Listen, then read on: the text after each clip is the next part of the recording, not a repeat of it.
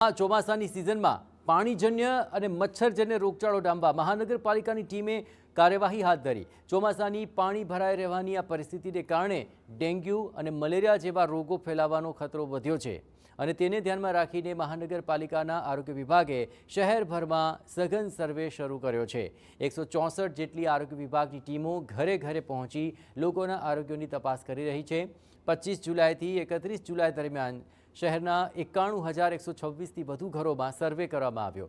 1,543 ઘરોમાં મચ્છરના લાર્વા મળી આવ્યા છે, જ્યારે કે 2023 જેટલા પાણી ભરાયેલા પત્રોમાંથી લાર્વાનો નાશ કરવામાં આવ્યો। આરોગ્ય વિભાગના આંકડા મુજબ ચાલુ વર્ષ દરમિયાન અત્યાર સુધીમાં શહેરમાં ડેન્ગ્યુના 12 અને મલેરિયાના 10 કેસ નોંધાયા છે, જ્યારે કે તાજેતરના સર્વે દરમિયાન 520 જેટલા તાવના અને 74 જેટલા ઝાડાના દર્દી નોંધાયા છે।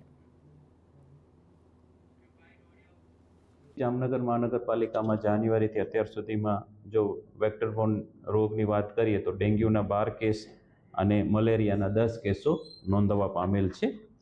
आ उपरांत जामनगर कॉर्पोरेशननी आरोग्यनी 264 जेटली टीमों द्वारा अलग अलग विस्तारों में सर्वेनी कामगीरी करवामां आवेल छे। ए अंतर्गत 25 तारीखथी 25/7 थी करीने 31/7 सुधीमां कुल 91,126 घरों सर्वे करवामां आवेल छे।